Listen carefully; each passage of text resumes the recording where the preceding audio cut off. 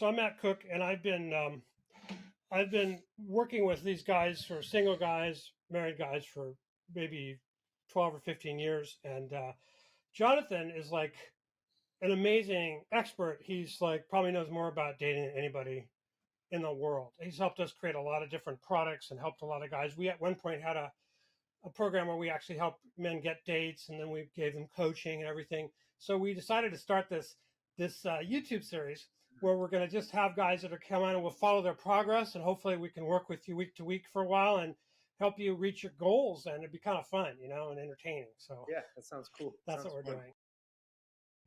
Yeah, so a lot of things have changed in dating. I mean, I think it's completely changed, and it's completely changed again in the last few years. So, what should we call you? Call you Ed or Eduardo? Yeah, my friends just call me Eddie. My Eddie. name's Eduardo. Eduardo is usually my dating name. Like, hey, I'm Eduardo, and then call me Okay. Yeah. So when I met Jonathan, I guess it was before he got married, but he lives on a nice island Eddie. Oh wow. and has an amazing life near the beach. And he's married a woman that was much younger, a very cute young woman, and now they have 4 kids. He's very successful. So I'd like to ask you a question, and that is to be like, what are your goals here? Like, where are you now, and where would you like to be? Yeah. So this dating. I just started recently. I feel like I've been in a relationship my whole life, basically. You know, um, So I've never really just dated. I mean, there's been little windows, right? It's like I'll go on sprees of like I'll meet women and I'll have some fun, and then I feel like I always cut it off for myself.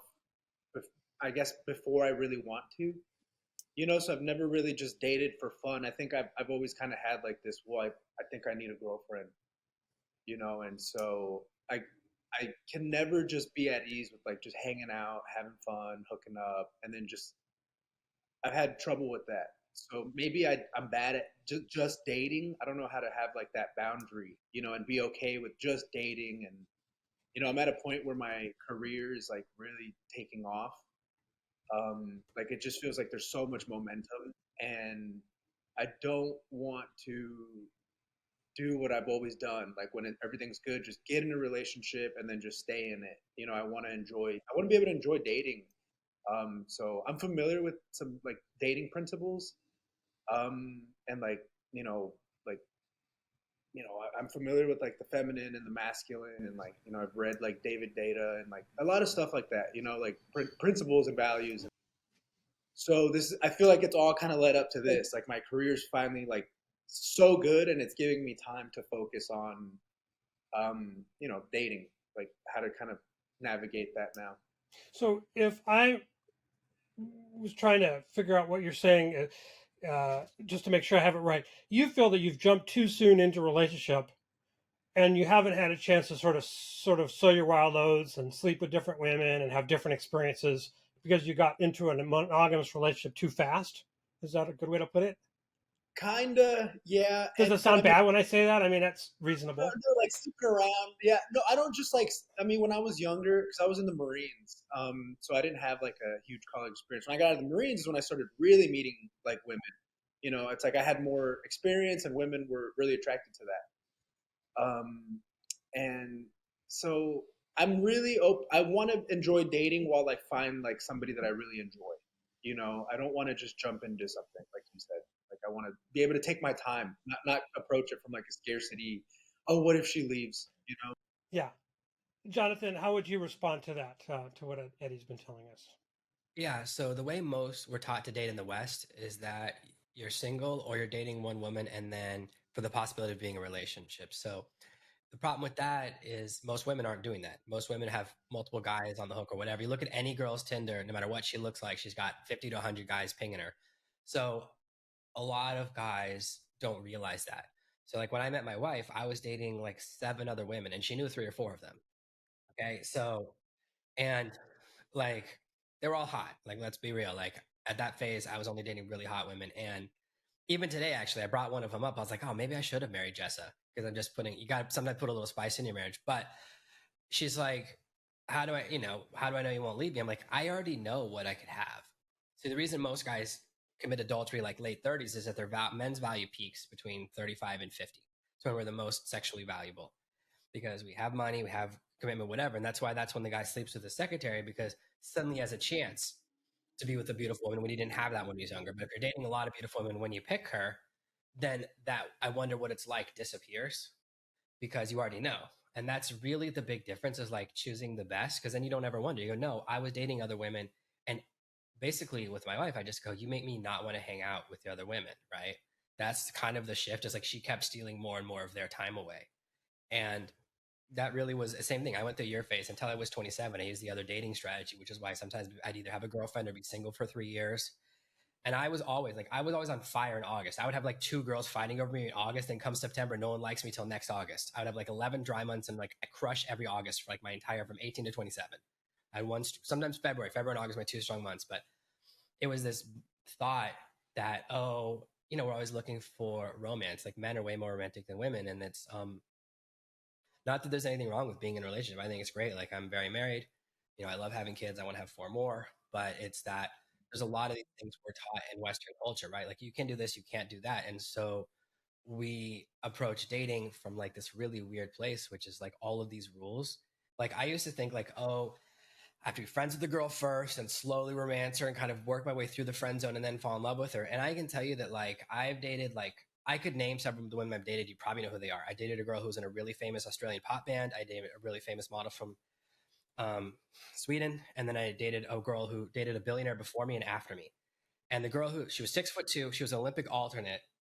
You could probably Google her, but just what I said by figuring out. And she dated a billionaire who gave her like her own private jet. She was like, just go over here on a private jet. And then she dated me. She made that guy wait 3 months. She definitely slept with me on the first date because once I figured out like the girl's like a bad boy, like I just became a bad boy. So I used to when I was in high school, like think about my perfect wedding. Then like by the time I was 27 and I figured out, I was like, that girls don't want that at all. Girls want to be with the guy who doesn't count, right? When they go, how many guys you with? They go 7. And the girl goes, what about that one guy? That's the one guy that I often was. It's like, you sleep with a lot. I went from, I think I slept with 7 women before I was 27 to, I don't know, 200 or 300 when I got married. Like, and that's in the course. Like Richard knows, 1 month. I mean, I just was like, I wonder if I can sleep with 30 women in a single month. And then I was like, well, anyone can do that. So I had to do it in a February. So like that's the two ends of the spectrum. Like, and I went too far down the rabbit hole. Like some guys never get out. I was like, no, I still have an exit plan. I do want to get married to do the next challenge. But it is that thing, like that fear that you're talking about and that core fear you have of like, what if she leaves me? Like my wife knows that if we divorce, I can have a new, like I'll never get married again. I was like one and done. One and done. I did it for the kids for a lot of their paperwork because I live internationally, but no, I could have another girlfriend 30 minutes, maybe an hour. Like it wouldn't, it's so, even like anywhere in the world, I can go to any nightclub in any city in the world and get a phone number from a beautiful woman just because that confidence like removes that fear, and like I'm not worried about her leaving me. I'm not going to leave her. So it creates like a different security because like we both know where we come from. Like she's way younger than me, super hot. She's still not 30. We've been together 10 years. She's only 28. So she's right now the age of my girlfriend before her. So I was like, oh, I learned my lesson because we're also all this stuff of like, oh, you shouldn't date younger. It's like, man, girls my age are like so mean. And it's like, I married my wife because she is nice. Like she's beautiful, sure. But for me, it's really, I want to be with someone who beauty like stops being important. It becomes like, is this a nice person? Is this person I want to have kids with? Is this person I like to watch movies with? Is this the person I feel comfortable with? So those are the things that like really matter. But yeah, that fear, I think a lot of guys have that fear, especially in America, because the deck is so stacked against us now that, when a women leave, they get to keep half your stuff no matter what. So that's a very stressful situation. But that's why if you come in strong, then she knows she can't do any better than that, like that mental place. I mean, you're way better looking than me. Like once we teach you this stuff, like you're going to rock out, man. So what do you think the first immediate goal should be for us in our working together? Like what should we do? Talk about you're doing like the next week that would be helpful for you. Mm, so, I mean, kind of like Jonathan was saying, it's like it's been a long time since because I've been in that relationships with settling. Like I've been in relationships with like And my friends would call me out on it. They'll be like, she's like a 7 to you, right? And I'm like, to me, yeah, because I've been with like 10s, you know? And I started doing that, and I lost my confidence, you know? It's like my first girlfriends were always like, I valued myself high. And so my first girlfriends were 10s, always. And then at some point, it's like, it just switched. I started lowering my standards. And so now, it's been a long time since my confidence been at the point where I'm speaking to the women that I want to be speaking to. Like So, 10, what was that moment you think when your confidence sort of you realized, oh, it's kind of drained away? Like, what was it that had happened? man, I think it's just like when I like was breaking up with my most recent serious girlfriend, like I just was starting to realize like I don't have like game anymore. Like I've just been in a relationship like in the rut of it, you know? Like just Hmm. like, oh, just showing up and hanging out on the couch, like just lazy sex, you know? Like it's not like, you know, and that just became who I was. You know, like I was like, I can't talk to women anymore. Like, you know, like I just lost it, you know, like Austin Powers or something. Jonathan, what do you think about Eddie's story right at this point? Like, what do you think happened? How would you interpret that? Yeah, it's just like you're Yeah. rusty because if you don't ride a bike for 2 years, like you go, oh, I probably don't know how to ride a bike, and like you don't even get on to find out. Like you actually probably go out one night, talk to 3 girls, and you're loose by the last one. Like I never got over my Hmm. nervousness of talking to women. Like so I developed a bunch of obsessive compulsive habits. Like I would dress a certain way, listen to certain music. I have all these rules so that I wouldn't have time to be nervous. Like my rule is that I'm not allowed to talk to a woman during my first drink. And then after I order my Mm. second drink, I have to talk to the first hot woman I see. And because then and I'm not allowed to before that. So I only have like a 7-second window to be nervous because I'm not allowed to do it before that. So I have this tiny window instead of, because otherwise you're thinking about before you leave the house, what if I see a hot girl? What do I do? Da, da, da. And the thing is that like right now, been a massive drop in the number of guys talking to women because every guy is kind of like pulled back since 2017. So like the opportunity now is hotter than ever because there's a huge difference between like taking advantage of your secretary and talking to a girl in a bar. Like girls go out at night to be seen. Like if girls want to dress hot, like my wife dresses hot around the house all the time. She has I don't know where they came from. She owns like 200 bikinis. She owns more bikinis than I own clothes, but she doesn't wear them out almost never unless she's with me because she doesn't go out to nightclubs dressing sexy because that's not what she wants to do. Oh yeah, we live on the beach. We live on a small tropical island, so But that's the thing is that she could go to the beach like that all the time. She never does that, but if a woman is out dressed up, she's there for a reason, right? Like she wants to be seen because she can be sexy at home and not be seen. So the thing that I would say is to just go out, and the easiest thing to do is go out without intention. Go, I'm just going to talk to 10 women tonight, and I'm not going to ask for anyone's phone number. If you do that, the reason we get nervous is because we're like, oh, what if I don't get the result I want? But if the result is like, no, I just want to talk to people and get loose, then it's like not stressful. And that removes that pressure because it's when you go up and go, oh, I need to make this girl fall in love with me. That's a lot of pressure. But if I go, I just want to talk to the person and find out if she's awful inside, then it like removes it because some women are really nice and some women are really mean. So that's what I would do is I would say, I'm going to go out tonight somewhere or this week, just say, I'll go out somewhere with no intention. And you can talk to a lot of guys too. The reason I got so good with women is I get so good with guys. Like if I meet a girl and she has a boyfriend, there's a 99% chance that guy buys me a drink within 5 minutes of me hitting on his girlfriend. Because when he comes back to the bathroom, I was like, dude, your girlfriend's that hot. You're my hero. And he buys me a drink because every guy wants to hear that. So you're suggesting that Eddie just go out with the intention of simply talking to different women and men, period, without any Yeah. escalation at all. Yeah. Just remove that pressure. And of course, if a woman demands you sleep with her, obviously I'm not going to tell you you're not allowed to, but like, don't have that expectation.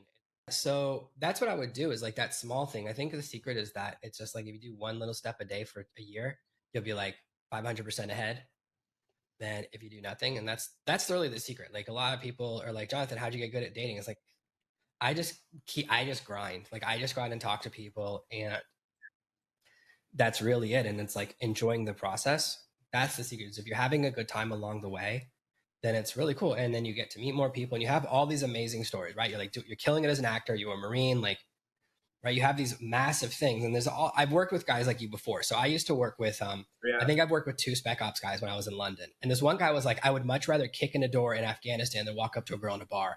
And I was like, I feel like one of those is way more dangerous, right? Like objectively, I was like, there's nothing going to happen. But the fear's not logical. And I was like, why? And he was like, well, I said, how many times have you practiced kicking indoors, right, on your base, like in the kill house or whatever you call it?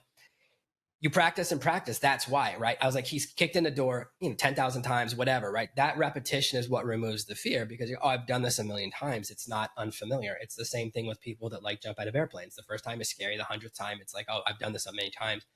Confidence comes from experience. And so, but those guys, I remember one of those guys is like, well, if I tell a girl, like I had a guy who was a fireman. He's like, if I tell a girl a fireman, it's cheating. I was like, no, it's cheating if you're not a fireman and you tell a girl. If you are a fireman and you tell a girl, it's okay. People feel like, oh, if I say real things, it's cheating. Like, no, you're a Marine. That's a real thing. You're an actor. Those are things that like, it's not cheating if it's true, right? If I say I'm an astronaut, that's cheating. But it's okay to be yourself. Like the secret is that most people are so busy lying. Like my technique is I'll just walk up and just say something that's honest. And it's like, I really say things like, I'll walk up to like, if a girl's really beautiful and she's a different race, I'm like, hey, do you date white guys? Or do you only date black guys? Or do you only date Indian guys? I want to find out up front. Because I've tried to hook up with Indian girls who are like, oh, I don't date white guys. Or I'll only sleep with you once, but do not tell anyone in my family. I'm like, all right, fine, if that's what we have to do. But people think you can't just be honest. That's just a big deal. Like I was in a honky tonk in Nashville. There was one black guy there with like 4 girls. And he was like a semi-pro basketball player. I was like, dude, I didn't know black guys like mechanical bulls. And he was like, man, you're crazy. And then we hung out and like I hooked up with one of his girls. He was like, you should hook up with that one. Because I just said something without intention, right? I was like very interested because, who likes a mechanical bull? I thought on the girls ride this, right? And it became a conversation, not because I had like a pre-expectation. Whenever I see something interesting, I just say what I feel without a judgment. I guess that's the way to say it, right? Like, So, are you the kind of guy that likes to go to clubs, Eddie? I used to be. I used to go out a lot. It's funny because you're saying it's like repetition is going to build the confidence. I haven't been going out a lot. I went out for the first time by myself in a while, like 2 weeks ago, and it went well. I ended up just like meeting the people around me. I'm like, oh, I was like so afraid before I went, and then when I got there, it's like it just. That's great. That's a huge thing that most people will never do. Like 99% of people would never go out by themselves and talk to a stranger. So you're already done like the first thing I would have suggested. Like the first time I tried that, I cried. When I went out to a club for the first time, I'm going to talk to a girl, I cried. Yeah. Before or while you were talking to her? No, in the line. Like I'm standing in line at the bar. Like I really want to talk to this girl, but I'm afraid. And so I just started crying. And like it changed my life because I went home and I was like, oh my gosh, I went out with the intention. That's a success. Like to me, that was a massive success. That was one of the biggest success in my life. I was like, just going out and being there was the first thing. Yeah, just doing that one step. I was like, that's a massive. Most people would go, oh, you cried, you lost. It's like, no way. Yeah, it was hard, but I did something hard, right? And it's like, then each step, like, then you go talk to girls, then you get girls' numbers, and then the girl answers the phone, right? And it's like there's this progression, and it's like the first step is like just trying is really significant. I think that we have this problem where if a man walks up to a woman and she says no, like all your friends go, oh, look at you, she shot you down. And what happens is we attach a negative emotion to trying. So instead of saying, I tried, that separates me from everyone else. Instead we go, oh, I failed and I feel bad. But if we can attach a positive emotion to effort, then you're going to go, wow. So like I get like my pulse will triple before I approach a woman. Like I one time remember my friends didn't believe me. I go check my pulse and this girl goes, I didn't know they went that high. This girl I was friends with. I was like, yeah, if I see a girl I want to talk to, that's how nervous I get. If I don't do it, I think I'll pass out. Like that's why I have to talk to the girl before I die. So the fear though, it's like this feeling of like, I'm afraid, so I know I'm alive. Like it's that feeling whenever you're doing something that's like super intense, right? It's like whether I'm surfing or windsurfing or something crazy is happening, like a little bit of that same adrenaline thing. And it's like, it's not a bad thing, right? It's not bad to feel alive. So like when I'm in that moment of talking to a girl and I don't know what's going to happen. And that intensity is like, it's part of it for me. It's like, wow, I could be this afraid and still do it. Like that's kind of part of my experience. And it's like, we pretend it's not scary, but we have all these natural atavistic responses that come from like when we lived in villages of 300 people that don't matter anymore. Like if you hit on the wrong girl, you're not going to get hit with a rock. That doesn't happen anymore. Yeah. So, is that something that you would be willing to try, Eddie, or do we need a different venue for you than a club No, yeah, to I think mean, about? because club is like there's like a fear to that, and I'd like to break through that. I don't. Yeah. So that's fine. I have a couple of alternatives. So yeah, it doesn't have to be a club. You can do like wine bars are really, or a piano bar. You know those piano bars, the guy plays piano and then like you get to choose songs. Those are really good. Anywhere that what I look for actually when I look for in a place, I don't like nightclubs. Like I don't go to a live club. I look for a bar that has a traffic problem. So where everyone gets stuck in a line. Is my like my first year, I would just walk like, wow, it's really crowded. So many girls like, wow, it's so crowded in here because where you're stuck. So that's what I look for is wherever there's like a bottleneck. So that's I a like to, plus.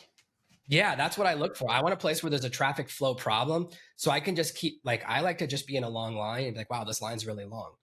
Because it's a non-risky thing, right? It's just a normal thing to say, right? You're long in a baseball game waiting for a beer. It's really long. Like, wow, this line's really long. It's not weird to say, right? So I love those situations where there's a natural formation where people have to talk to each other because you're just kind of stuck there. So I like that more. I don't like super loud. I do not like live bands. My experience is Can't that hear anything. well, no, all the girls want to sleep with the guys in the band.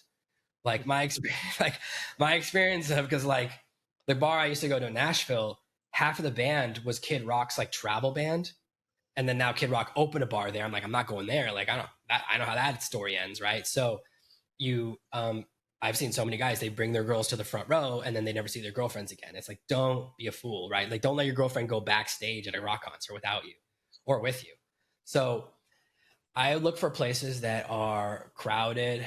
The cool like wine bars or places that are restaurants that turn into bars tend to do really well because they're not designed right, so there's always traffic problems. You can talk to everyone in line.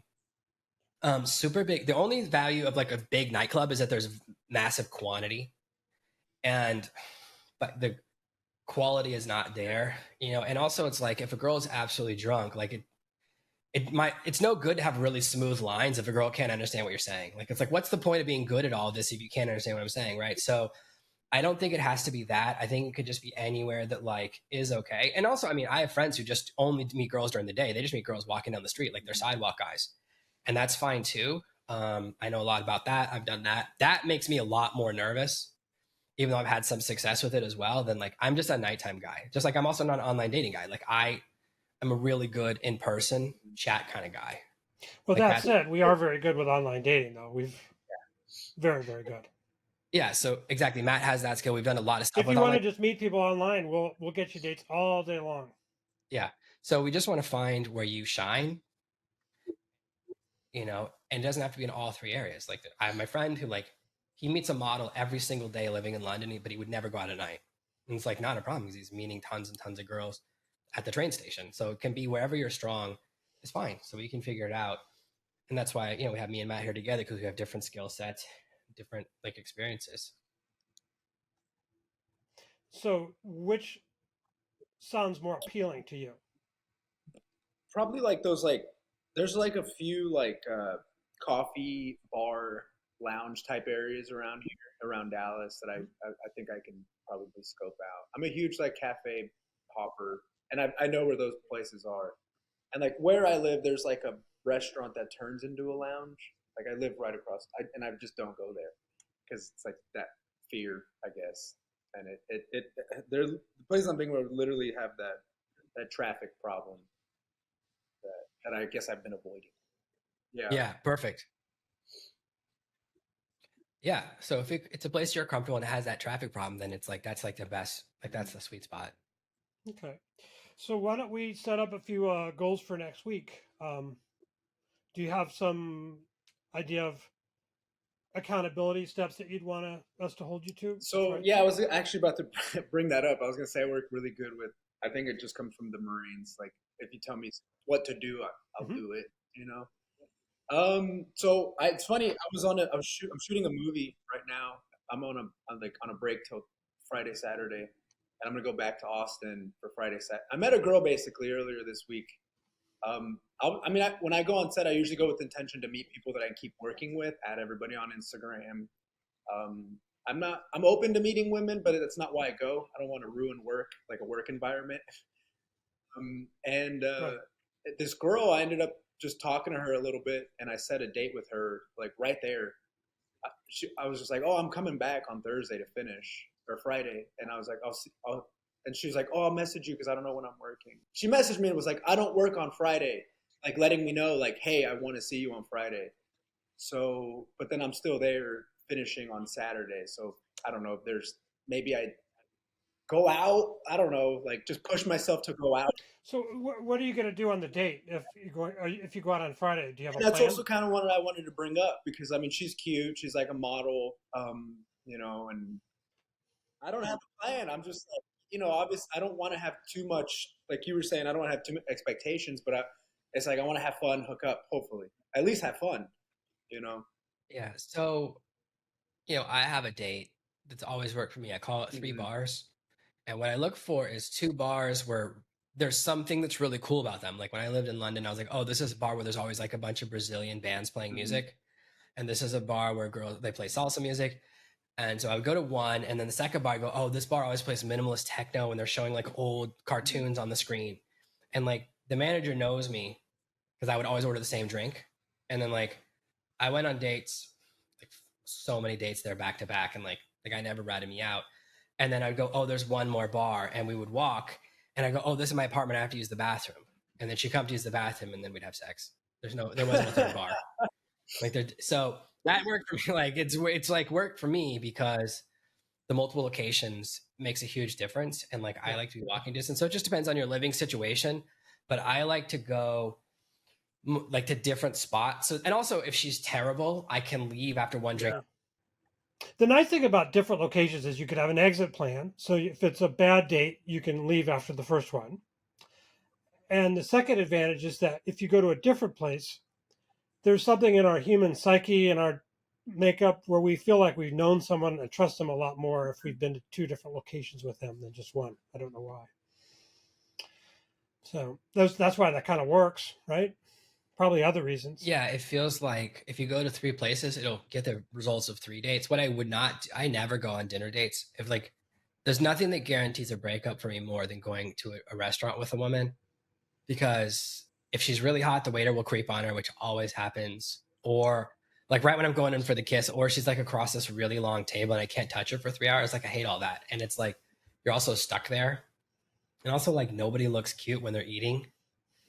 And so I like that whole situation I try to avoid. I'm always like, let's do something interesting. And it could be different. I also some of my friends used to take women to haunted bars, like, oh, this is a haunted bar. And you just have to have a reason. Like something happened here. Have you ever been to this place? And it kind of creates a little bit of an adventure. And if it's a new place you haven't been to, I would go there. I never would take a girl to a place I haven't been there before myself. Because you don't, it's like the more you know the battlefield, like the more you can manipulate the odds in your favor, right? So like I once took a woman on a date to see the movie The Messenger, and I didn't know it had more head cutting offs than Braveheart. I was like, oh, this is a woman about Joan of Arc. It's a strong woman. Well, no, at the end of the movie, they kill her. They burn her at the stake. And in the middle of the movie, someone's foot gets cut off and it rolls in front of the camera. And I go, oh, I'm definitely not having sex tonight. Because no girl sees a foot get cut off and then gets horny. So that's why I learned my lesson. That's why I don't do movie dates. And so I always want to go somewhere that I've been before to get a feel for the place. I go, oh, I know what kind of drinks they have here. Because if I'm a date with a girl and I go, she goes, where's the bathroom? I go, oh, it's over there. What do they have on the menu? Oh, these are the drinks. Like girls are impressed that you read the menu before you got there. So those are things that give you like an advantage. And also like I learned the manager at the place I used to go to, my second bar, Exit, which unfortunately is closed now. I went back to London a few years ago, it's gone. I never talked to him. I just always ordered a tequila sunrise every single time I was there. So I would go in and hold up two fingers and he would make two. And girls are like, whoa, you're so important. And if you go in on a night that's not a busy night and you tip well, people will remember you. And you just have to pick what drink you're going to be and you can't order something different each time. They won't remember, but people remember the people that tip well on the quiet nights. So those are ways to like create a really strong dating place. If you do sushi can be really, I used to go to this like sushi bar restaurant when I was in Tampa, but I honestly got really nervous because I went 5 nights in a row with 5 different women. I was like, this fucking waitress is going to say something. So I got and they never did, but I got nervous after 5 times because it's like, I would, once you pick your table, you always sit at the same table. You're always ordering the same thing. I was like, I got really gun shy, but that took me 5 times in a row before I got nervous. But I've never had someone call me out, right? And it's like, But isn't a sushi date a dinner date, so Jonathan? yeah, I mean, it's like a sushi bar. Like there's a bar element, so you're drinking in there. So it's not like real dinner. Okay. It is, Okay. but the thing is, it's like a little bit cool. But I used to live in Japan. I can drop some of that Yeah. stuff. Like I have some edge there. So that's why. But yeah, I would, and it's just like the only places near where I lived in St. Pete that was good, because a lot of St. Petersburg, as you know, is like, But it's having a drink and having a little bit of sushi. exactly. It's not like let's sit down and get a boat. appetizers. Like you have to keep it like we're gonna go Yeah. to 3 places, and in downtown St. Pete, there's like 7 places, so it's not a lot of choices. But yeah, I would really you definitely want to minimize the stuff that's like sitting or you're being trapped. And it's the same thing. Like women appreciate that too. Like, hey, let's have one drink. If it gets great, let's go to another place and have another drink. If it's not, no big deal. Because So you would say that? yeah, I say that all the time. And I'll say That's a great line to say. there's another version. You can say, look, I do a date that's 40 minutes. At the end of 40 minutes, if we like each other or not, right? And so I never do a date that's more than 40 minutes. She goes, wow, that's so sure. But the good news is if the first date goes well, we could do the second date right afterwards. So that's another thing you can say. Because you have to do what suits your personality. Jonathan has a sort of that's why I'm giving you a couple of different choices. But you can what I would just say is like, let's just go somewhere low friction is what I like to do. Is like, let's go somewhere that's kind of cool. And I usually say as well, like, oh my gosh, you're gonna love this place. It's all people from all over the world. They're gonna love you. If I am not a handsome man, so I have to use other assets as well, such as the place is. I want the date to be as exciting as going out with me. In the same way, I don't want the date to completely rely on my conversational skills. So I want to have as many things that can help me. Like, oh, I'm going to a place that's amazing. Everyone's going to like you. Who wouldn't want to go there, right? It doesn't matter what I'm describing, right? Oh, there's a place where there's a lot of cool people that will like me. That sounds amazing. That adds so much to it. And then you go, oh, this place makes like the most amazing cocktails, or this place does the most amazing thing. You're going to absolutely love it.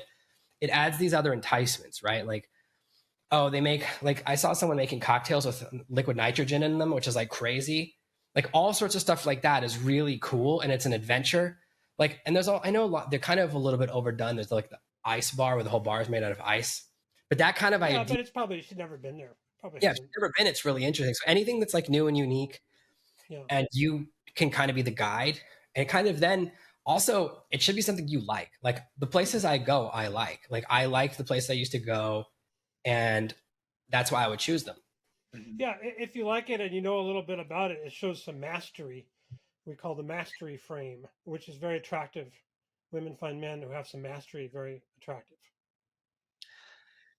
And mastery can be as simple as the bouncer, the door guy, all the people that work there. Like I became friends with the owner of the really cool bar that I used to go to when I was like 27. Because I met the bouncer. And so I became friends with the bouncer. He introduced me to one of the waitresses. All the waitresses eventually met me. And then then the owner's like, how come you know all my waitresses? And then he used to let me in when they were over capacity, would let me in the back because we were friends. And it just started with being nice to the bouncer. And because usually people hate bouncers. And if you think about it, it's a horrible job. Yeah. It's a really risky job because people are crazy. Like people, I don't know if it's the same in America, but in London, people fight bouncers like every night. Like every single night there's blood outside the bar, which is crazy because all these guys do is take steroids and fight, but it happens. And that's a pretty intense job and no one treats them nice because you want to get let in. So think that's a great place to start. And that's another thing is that's all mastery is like, you just know everyone's name or you're just nice to everyone. It's like not a big secret. It doesn't have to be, I know how to make the drinks myself. It can be, I know where the bathroom is. So do we have enough to create a plan for till next week to give you some accountability steps? Yeah, I mean, I'm gonna definitely try to talk to at least, 10 women. I haven't done that in a long time. 5 is good. 3 is good. Try to whatever just it is. like no expectations. Mm-hmm. I mean, not expect anything like that, and just I can do 3. I think I can do 3. Yeah, real work. 3 with no expectations. That's it. That's easy. And then maybe go out on a date on Friday. Yeah, I can do. So putting that together with some of the ideas we've discussed will be kind of fun. Yeah, and I got some. Yeah, and I have some friends that live around Austin that might help with the mastery stuff, I'll just like I know a few bartenders that I'm just maybe go to their spots. It work. That's That kind of perfect. yeah, got the gears turning a little bit. I appreciate that. Good. Well, I think that's good for today. So we'll look forward to seeing you. We'll do the next week. It'll be exciting. Take it easy, guys. Thank you.